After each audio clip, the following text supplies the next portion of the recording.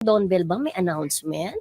Ay, sa Thursday, Oo. pinali press ko ng Can't Buy Me Love. Mhm. So, abangan yung chika dyan kasi kung anong announcement nila. Mhm. Pero, ang nakakaloka dyan, friendship, may mga chismis na naman, sumisiklab Oo. naman yung, alam mo na mag-umpisa yung Can't Buy Me Love, Mm-mm. parang may tampuhan di umano yung dalawa, kesyo Oo. break na yung dalawa. Anong Oo. update dyan, Maring Mildred? Yes, bago pa man din magsimula yung Can't Buy Me Love, 'di ba? Mm. Nabalita na natin 'yan na parang sinasabi ng may mga nagsasabi sa atin na break na sila. Correct. Pero pinipilit ayusin. Oo. Which is parang feeling ko naman, naniniwala naman ako na naayos kung ano man tampuhan meron sila. Kasi Oo. nakikita naman natin sweet sila sa Can't Buy Me Love. Mm. Tapos kahit wala sa Can't Buy Me Love, okay naman sila. Mm. Ngayon nagtataka ako, meron na naman mga nagbubulong-bulong sa akin na sinasabi nila na break na nga daw ang Don Bell.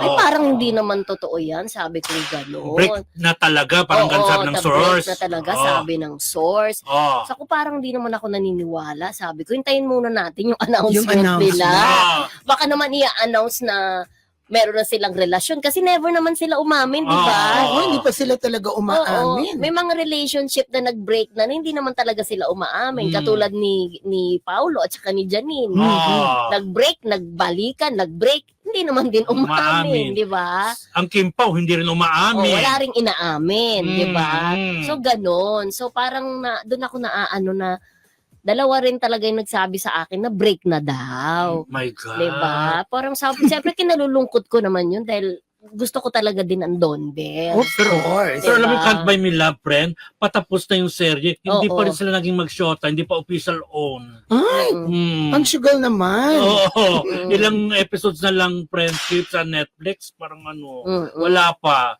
Pero MU sila, Mm-mm. nag-ano sila, pero wala pa yung nagsasabihan ng I love you. Wala Parang- pang ganon. Wala Oo. pa, ay nag-aaway na ngayon ang pamilya nila.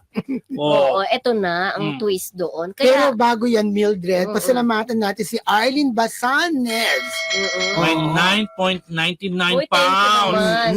Thank you, Arlene. Oo, thank you so much, 'di ba?